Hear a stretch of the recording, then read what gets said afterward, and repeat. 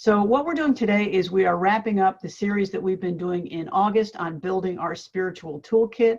And what I'd like to talk about today is something we really haven't focused on yet, and that is the power of relationship, the power of our relationships with loving and compassionate friends, loving and compassionate people.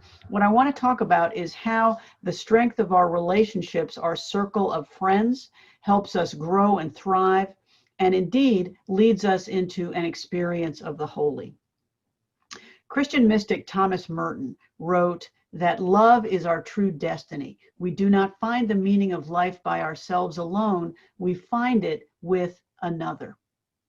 It is in our nature to reach out, to form relationships, to act in relationships, and to act in community. One of the worst experiences, we know this to be true, that you can inflict on anyone is to put him or her in isolation, to remove the possibility of contact with other people. We are wired to be in connection, in relationship. I think in this time of COVID, in this time of isolation, we see that more starkly than ever, and we know how true it is. I've heard so much from folks who just are suffering because they are lonely, they are in isolation, they can't get out and make those connections. And here at One World, we miss seeing each other, we miss being in community, we just miss being together with the flow of energy that happens when we are together. I love our remote gatherings, thank God for the technology that lets us do them, but we all look forward to the day we can be back together. Now, we often talk about how we grow in community, how we partner each other on our independent journeys, how we celebrate growth, how we share awakenings and awarenesses, and all that is true. But today I'd like to kind of shift the picture a little bit and take a different look. The aspect that I'd like to focus on today is how much of our awakening to the holy is made possible because we are in relationship, because we can be in relationship, because we can be intimately connected to another human soul. The corollary of that is how our full awakening may not happen without it. In other words, relationship is much more than just a nice to have. I'm suggesting that when you put together your spiritual toolkit, if I can continue that metaphor for this one last week, you add meaningful friendships to it. Not just supportive and loving community, but individuals with whom you share deep and real friendship. So why do I say that? We often look upon our spiritual growth, especially in independent spiritual communities such as One World, we often look upon our spiritual growth as a solitary endeavor, or as the philosopher Plotinus put it, the flight of the alone, small a, to the alone, big A. The flight of the alone to the alone. That may be true, because what are we seeking? We are seeking union with the divine. However, that doesn't mean that it's a path we walk by ourselves. Our ability to connect, to be our true and honest self with another, to see and be seen, how scary is that, is one of the fundamental challenges of our spiritual journey. It's also a profound and powerful gift that we give each other and that we receive. I've heard it said that one definition of spirituality is the art of making connections. I just love that. A definition of spirituality as the art of making connections. Our journey is stronger and truer and more joyful when we build and maintain these connections with others who see us and know us and love us through it all. These are people that we call our friends. These deep friendships give us opportunities every day to build those qualities that reflect the best in us and that make our world a kinder and a better place. Compassion, forgiveness, kindness, love. Our friends teach us, open us to the wider world, tell us when we fall short, and celebrate us always. Our pets do that as well, but our friends do it even better. The Stoic philosopher Seneca wrote, "Our relations with each other are like a stone arch. which would collapse if the stones did not mutually support each other, and which is upheld in this very way. Isn't that great? It's a wonderful image. The arch is strong until you remove one stone, any stone. Each one is necessary as any other one. Our friends are the stones in our arch, holding us up and keeping us strong. Together, we hold each other up and keep each other strong. Dr. Martin Luther King Jr. wrote about these connections that bind us. He wrote, "All men are caught in an inescapable network of mutuality, tied in a single garment of destiny. Whatever affects one directly affects all indirectly. I can never be what I ought to be until you are what you ought to be. And you can never be what you ought to be until I am what I ought to be." This interconnectedness is just a truth. It is something we know viscerally and deeply. He spoke of the beloved community representing the love of God in lived reality. Community reflects the divine, found and experienced in relationship. So what is he talking about when he talks about individual connection? I think he's targeting the truth that relationship changes each one of us, that it advances the flow, it promotes the flow, it helps channel the flow of the holy in our own lives. God is found in our very connections, in the flow and the dance between and among us. This is an image that I talk about quite a bit. I just love it. God is not a static thing that we experience and that we are separate from. God is in the dance, in the flow, in the relationship. I've spoken before about theologian Martin Buber, the author of the classic I and Thou. His book came about after Buber spent the early parts of his adult life believing that religious ecstasy by himself was the road to God, that divinity was found in those exceptional, mystical, ecstatic experiences which exist apart from everyday life. Again, Plotinus's The Flight of the Alone to the Alone. Then in 1914, he experienced what he called a conversion. And this is how that happened. A young man came to speak with him. Buber treated him courteously, but he had just had one of those ecstatic experiences that morning. And so Buber was not quite there. He was not fully present. He answered the young man's questions, but he was not, as Buber put it, there in spirit for him. Buber later found out that the young man had been having a genuine spiritual crisis, and he needed his attention. He needed his focus. He needed to know that he had been heard. He did not receive the deep dialogue from Buber that he needed. Buber later wrote that the young man died in World War I out of what Buber called a despair which did not oppose his own death. So as a result of this experience, Buber abandoned this life of religious ecstasy, or as he put it, it has given me up. It held no attraction for him anymore. He wrote, "I possess nothing but the everyday out of which I am never taken." What he meant is that he realized that the true experience of God is in the interaction of human souls in relationship. And this is how he put it. He wrote, "All real living is meeting." And don't we know this to be true? Think of your own life, of the joy your own deep connections bring you. Those close to us give us understanding, the permission to love and be loved, the freedom to make mistakes and learn, fall and get back up. We come alive in these relationships. Our true friends are, as Wayne Mueller puts it, strong companions and clear mirrors. I just love that image. Strong companions and clear mirrors who tell us with compassion how we are doing, when we are moving ahead, when we are falling short. Ask yourself, where else can we learn these things? In the Christian mystical tradition, the notion of God is grounded in the very image of relationship. For many years, I did not resonate at all really with the concept of the Trinity. It made little sense to me. I didn't really understand it.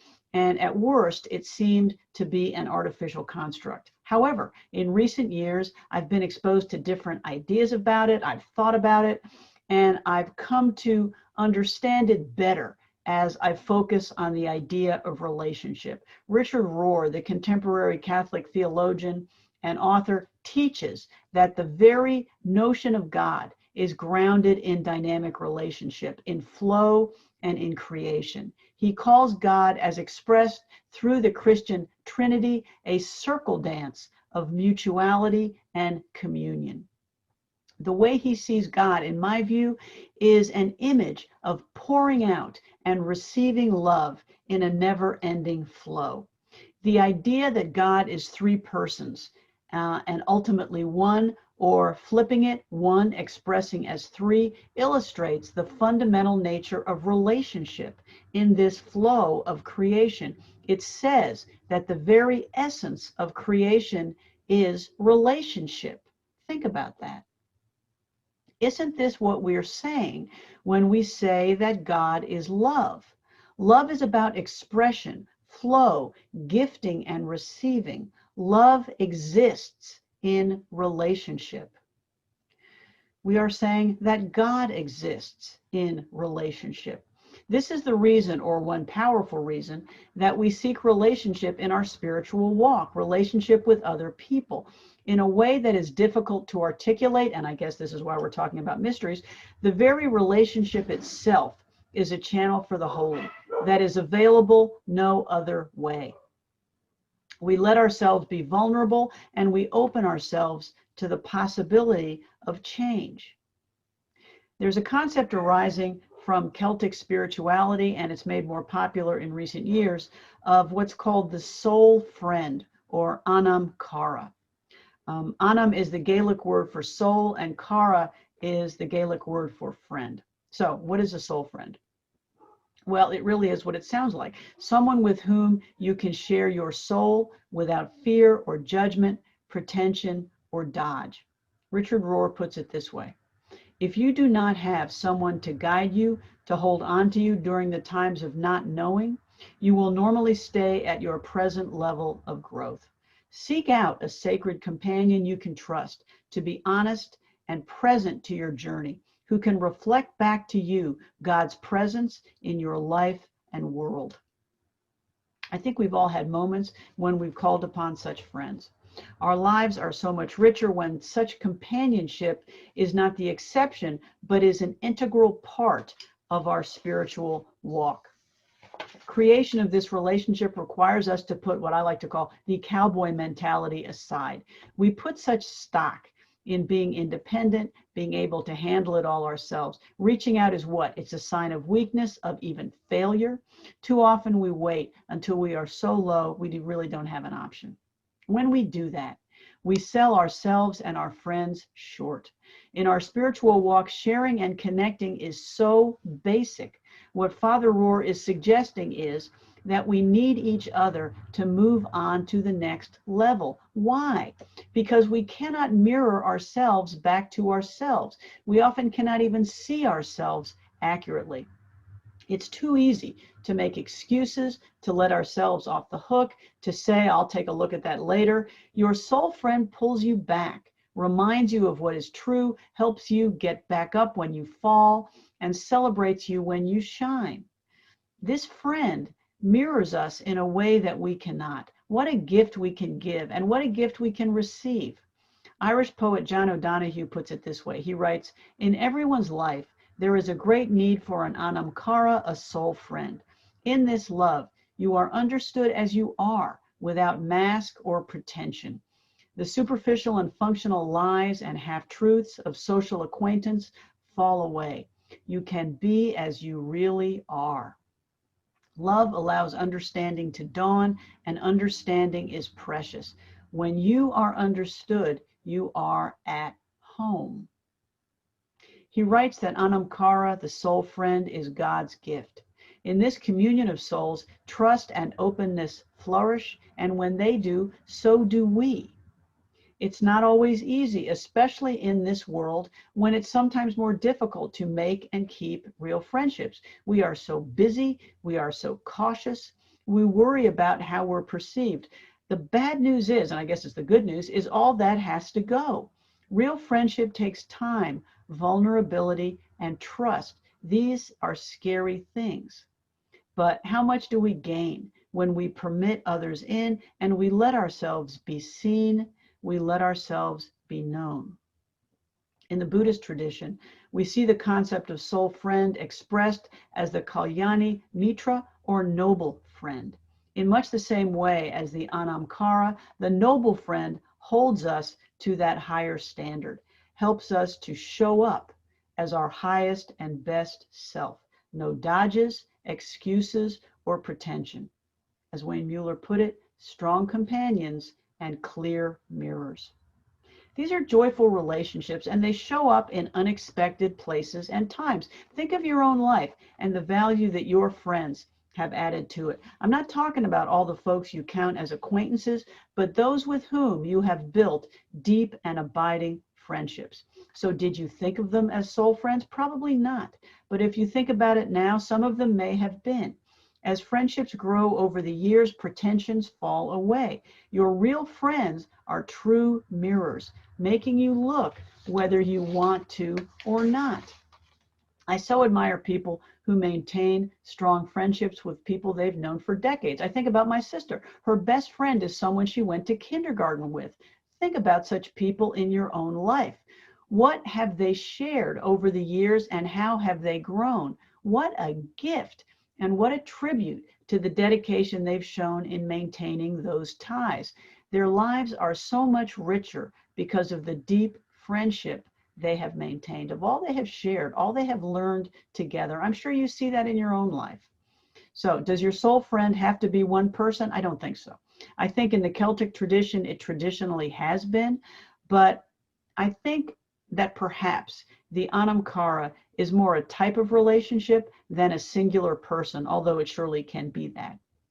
In my life, different people have stepped in and out as soul friends at different times. Maybe in your life you have found that to be true as well, or maybe not. Maybe when I started talking about soul friends, you just zeroed in on one person, and that has not changed. That person is your soul friend, and you know it. That's a possibility. That is certainly true. There's no one size fits all. The fact that we're more isolated in this time of COVID, it doesn't change our need for such friends. Just the reverse. It has surely highlighted how much we need them and how difficult loneliness and isolation can be. When we're physically isolated, it's way more challenging to maintain our friendships, but we can do it if we get more creative and if we just figure out ways to do it, even while being remote. On Wednesday, that's one of the things we can talk about. I'd love to share ideas about how we maintain our deep connections and perhaps build new ones in this unusual and challenging time. Aristotle defined friendship as the art of holding up a mirror to each other's souls.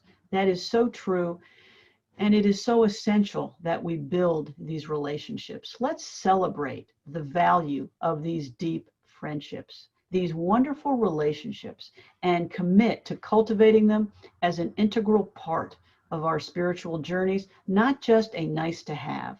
What better gift can we give each other as we travel together to find and experience the holy? Thanks so much for listening.